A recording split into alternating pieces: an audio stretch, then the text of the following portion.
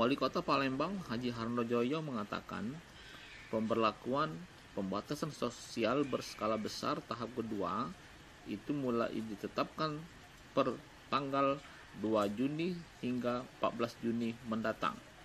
Sedikitnya 1.750 personil disiapkan untuk menegakkan disiplin selama pelaksanaan PSBB kedua ini. Diakuinya memang penerapan PSBB tahap kedua ini memang tidak seketat pada tahap pertama, karena pada tahap kedua ini ada kelonggaran, tetapi diharapkan kepada masyarakat untuk lebih memiliki kesadaran diri sendiri. Masyarakat boleh waspada, tetapi jangan panik. Tapi jangan panik. Dan semoga pandemi ini segera berakhir sehingga kita bisa kembali beraktivitas seperti biasanya. Sekali lagi, jaga jarak, jaga pola hidup sehat, sering-sering cuci tangan, gunakan hand sanitizer. Kota Palembang memasuki hari kedua pemberlakuan PSBB terlihat cukup ramai. Ini bisa kita dapati bagaimana arus lalu lintas di Simpang 5 di depan gedung DPRD Sumsel cukup ramai dan padat.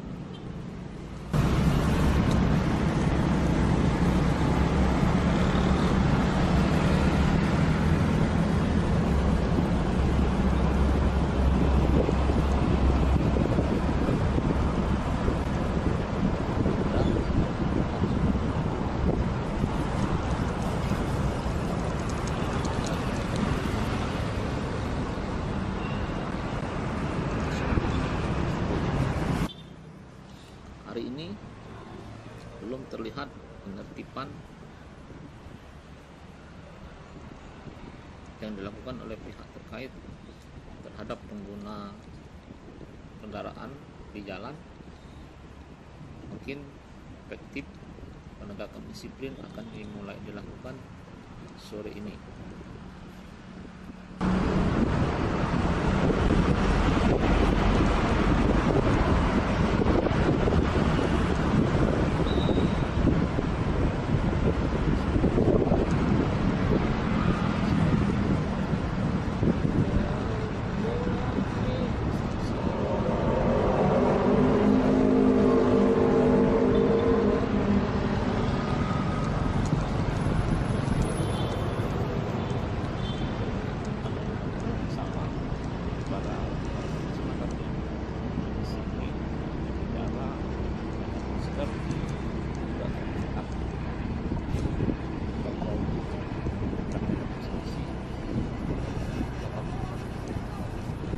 Telah berjalan pada fase pertama dan diperpanjang lagi sejak tanggal 2 Juni 2020 dan akan berlangsung kembali selama 14 hari ke depan.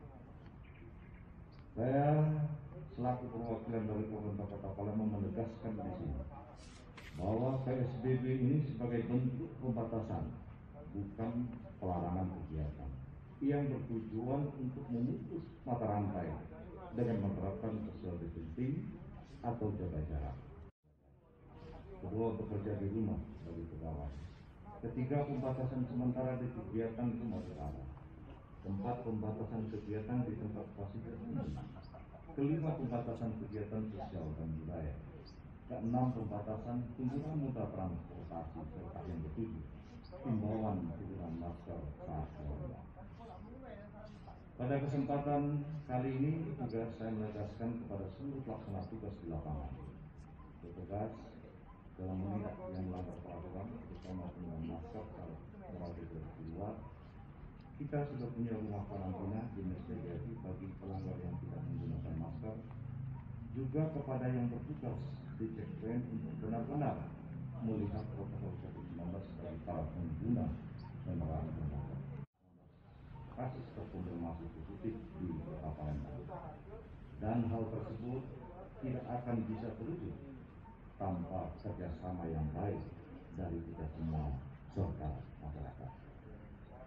Dari data sebelumnya kita lihat bahwa informasi terakhir dari 372 kasus positif telah sembuh 114 orang. Artinya, kemungkinan sembuh pada setiap kasus cukup tinggi.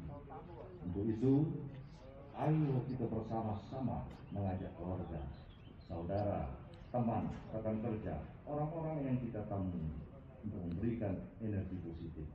Waspada boleh, tapi jangan panik. Dan semoga pandemi ini segera berakhir sehingga kita bisa kembali beraktivitas seperti biasanya. Sekali lagi, jaga jarak, jaga pola hidup sehat, sering-sering cuci tangan, gunakan hand sanitizer, kurangi kegiatan di luar rumah apabila tidak terlalu mendesak, dan jangan lupa pakai masker saat keluar rumah. Demikianlah beberapa hal yang dapat kami sampaikan terkait dengan pelaksanaan tugas pagi ini. Yang pertama, tadi sudah disampaikan Pak Wali Kota, timeline atau tahapan pandemi ini berlangsung di negara kita, khususnya di Palembang. Yang pertama, temuan positif warga negara Indonesia itu mulai tanggal 2 Maret di Jakarta atau warga Depok. Kemudian berlanjut di Palembang mulai tanggal 20. Ditemukan warga yang positif, orang Prabu Muli di rumah saya. Kemudian dari situ terus sampai dengan sekarang.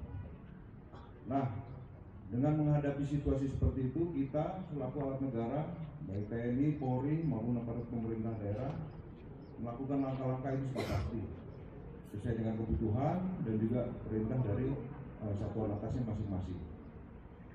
Untuk tindakan, kita seterima ya tanggal 20 Maret itu ada yang positif, kita lakukan langkah-langkah atau yang bisa kita katakan adalah pra-PSBB. Sehingga kemudian pada berikutnya perkembangannya PSBB diberlakukan di Kota Palembang yang berakhir kemarin tanggal 2 Juni selama 14 hari. Berakhirnya tanggal 2 Juni. Nah, dari PSBB yang pertama tersebut dievaluasi, ternyata kita masih belum pada ambang yang kira-kira bisa terkendali. Masih angkanya di atas 1. Saya hitungannya saya nggak tahu, orang kesehatan teknis.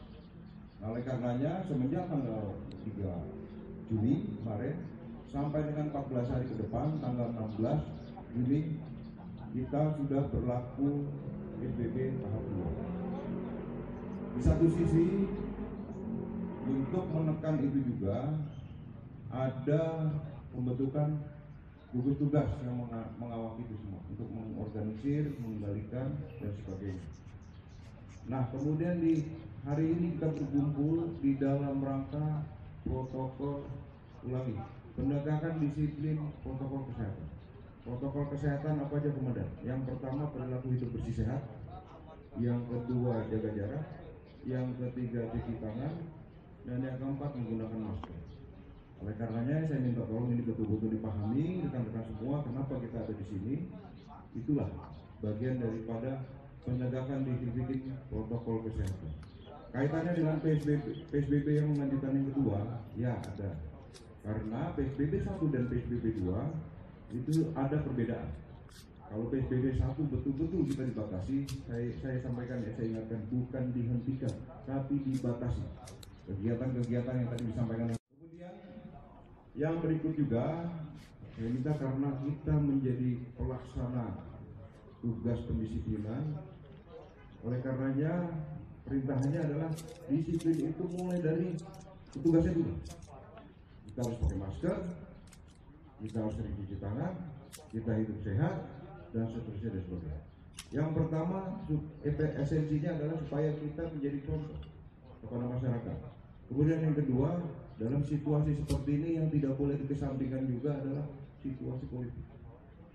Kita tahu situasi politik sekarang ini banyak masih orang yang memanfaatkan netizen nyinyir, kemudian yang berseberangan dengan pemerintah. Apa yang dikerjain, dia mobil di hidung kiri salah, di kanan salah, dan seterusnya. Oleh karenanya kita jangan jadi trigger, jangan jadi pemicu. Handphone zaman sekarang tak ada batas lagi.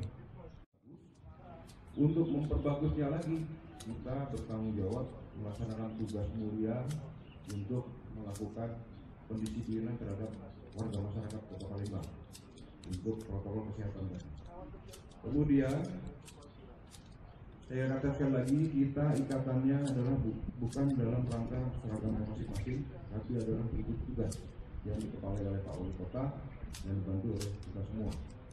Nah, kemudian untuk yang sekali lagi yang kedua, mohon nanti dipahami betul-betul, dibaca peraturan Wali Kota tentang PSBB yang kedua ini, lihat perbedaannya, kemudian jadikan panduan tugas. Contoh, dalam PSBB pertama orang dibatasi secara maksimal, boleh berkegiatan tapi dibatasi. Dan yang kedua, yang sedang kita berjalan saat ini, itu sudah mulai agak dilonggarkan. Referensinya bukan main-main, referensinya adalah dari evaluasi dari hasil kesehatan.